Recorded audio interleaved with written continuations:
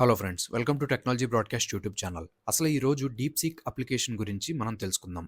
మీకు కనుక DeepSeek or Chinese artificial intelligence products గురించి ఎందుకు తెలుసుకోవాలి, ఆర్ ఇవి చేసే రెవల్యూషన్ గురించి ఎందుకు మేము తెలుసుకోవాలి అని ఒక చిన్న డౌట్ ఉన్నా ఈ ఒక్క వీడియోతో మీకు క్లారిటీ అనేది వచ్చేస్తుంది. ఓకే, మీరు కనుక లాస్ట్ 1 వీక్ నుండి టెక్ న్యూస్ని ఫాలో అవుతున్నా ఆర్ లేటెస్ట్ టెక్నాలజీ ట్రెండ్స్ని ఫాలో అవుతూ వస్తుంటే తెలిసే ఉంటుంది. తెలియని వాళ్ళ కోసం నేను చెప్తున్నాను, ఈ చైనీస్ అప్లికేషన్స్ అనేవి ఏ రేంజ్లో దూసుకుపోతున్నాయో. మొన్న 27th జనవరి మండే అమెరికన్ స్టాక్ మార్కెట్ నుండి $1 ట్రిలియన్ నష్టపోయింది. సో జీపీయూ, ఎన్పియూ, ఏఐ చిప్స్ని క్రియేట్ చేసి నెంబర్ 1 పొజిషన్లో ఉన్న ఎన్విడియా అనే ఒక చిప్ మ్యానుఫ్యాక్చరింగ్ కంపెనీ $500 బిలియన్ పైనే నష్టపోయింది. $500 బిలియన్ అంటే ఆల్మోస్ట్ సగం అని చెప్పుకోవచ్చు వాళ్ళ ఎంటైర్ రెవెన్యూలో ఆర్ మార్కెట్ వాల్యూలో. దీనికి కారణం ఒక చైనీస్ డీప్ సీక్ R1 అనే open source generative AI or large language model, LLM model. So ఈ LLM మోడల్ ఇంత తక్కువ టైంలో ఇంతలా సక్సెస్ ఆర్ సూపర్ హిట్ అవ్వడానికి ప్రైస్ టు పర్ఫార్మెన్స్ రేషియో అని చెప్పుకోవచ్చు. Especially when compared with OpenAI 01 or O1 model, which is the most powerful model yet. కానీ ఈ O1 మోడల్ అనేది ఓపెన్ సోర్స్ మోడల్ కాదు, దీనికి సబ్స్క్రిప్షన్ ఉంటుంది $200 పర్ మంత్. అదే డీప్ సీక్ R1 మోడల్ అనేది open source and subscription model. అంటే limited tokens or hits or prompts ఫ్రీగా మనం వాడుకోవచ్చు. మనం అంటే యూజర్స్ ఆర్ డెవలపర్స్. అంతేకాదు, ఈ R1 మోడల్ని ట్రైన్ చేయడానికి డీప్ సీక్ కంపెనీకి just $5.5 million 2000 Nvidia H800 GPUs and 2 months మాత్రమే టైం పట్టింది, విచ్ ఈజ్ ఇన్సేన్. ఎందుకంటే ఓపెన్ ఏఐకి బిలియన్స్ ఆఫ్ డాలర్స్ మైక్రోసాఫ్ట్ నుండి అండ్ అదర్ ఆర్గనైజేషన్స్ నుండి ఫండింగ్గా వచ్చింది. అండ్ వాళ్ళు ఈ టైప్ ఆఫ్ మోడల్స్ని అంటే AI or generative AI or LLM మోడల్స్ని రిలీజ్ చేయడానికి కొన్ని ఇయర్స్ ఆఫ్ హార్డ్ వర్క్ అనేది వాళ్ళు చేశారు. గూగుల్ కూడా millions and billions of dollars ఖర్చు అయింది. ఇక్కడ నమ్మలేని విషయం ఏంటంటే డీప్ సీక్ వారి R1 రీసెర్చ్ పేపర్ ప్రకారం వీళ్ళ LLM మోడల్ని ఫైన్ ట్యూన్డ్ డేటాతో మరియు రీఇన్ఫోర్స్మెంట్ మెషిన్ లెర్నింగ్ టెక్నిక్స్తో క్రియేట్ చేశారు, instead of supervised fine tuned ML techniques ఏదైతే other ML models or generative models వాడుతున్నాయో.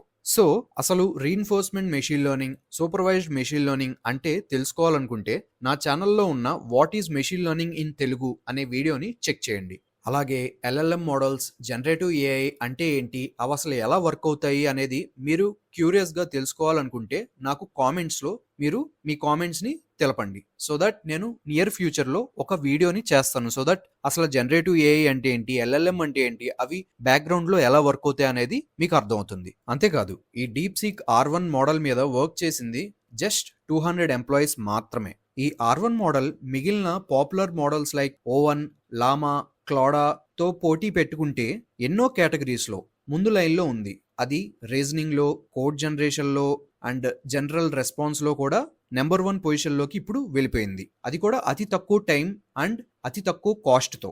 AI ఇండస్ట్రీలో మొన్నటిదాకా ఒక సేయింగ్ ఉండేది, ఏదైనా LLM ఆర్ జనరేటివ్ మోడల్ని క్రియేట్ చేయాలంటే లక్షల్లో టాప్ GPUs మరియు NPUs కావాలి, ఎంతో ఫైన్ ట్యూన్ డేటా ఉండాలి, along with so much of time కావాలి. ఇదంతా అవసరం లేదని ప్రూవ్ చేసింది ఒకే ఒక్క చైనీస్ కంపెనీ డీప్ సీక్. కావాలంటే ఈ బెంచ్ మార్క్స్ని కూడా మీరు కంపేర్ చేయొచ్చు.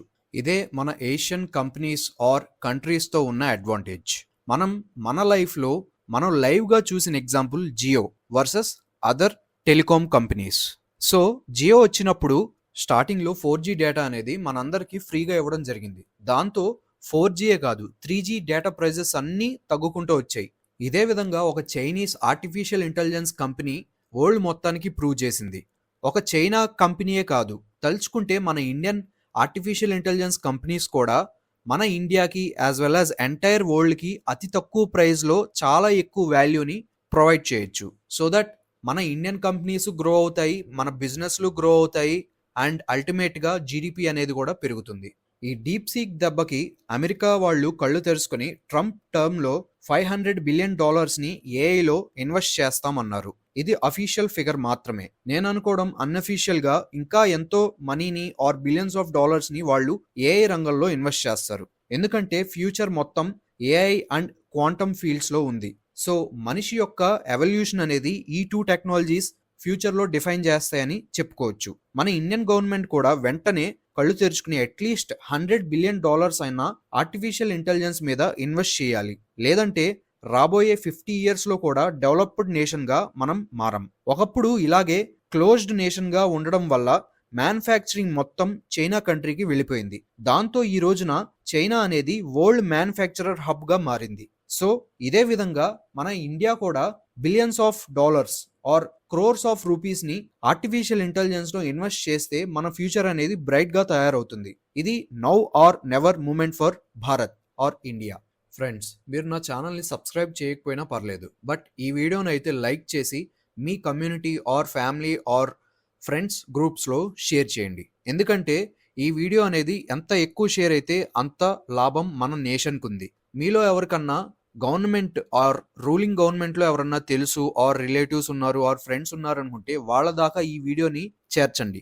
సో దట్ మన ఇండియా అనేది కూడా ఏఐ మీద చాలా ఫాస్ట్గా అడ్వాన్స్ అవుతుంది. నా ఇమీడియట్ నెక్స్ట్ వీడియో వచ్చేటప్పటికి అసలు చైనా అనేది ఇంత తక్కువ టైంలో ఇన్ని డిఫరెంట్ ఫీల్డ్స్లో నెంబర్ 1 పొజిషన్లోకి ఎలా ఎదుగుతోంది, ఎలా ఎదిగింది అనేది ఒక బ్యూటిఫుల్ వీడియో చేస్తాను. మీకు కనుక ఇంట్రెస్ట్ ఉంటే ఆర్ మీరు ఈ వీడియోకి ఇచ్చే రెస్పాన్స్ని బట్టి అప్లోడ్ చేయడం అనేది నేను డిసైడ్ అవుతాను. Thank you for watching.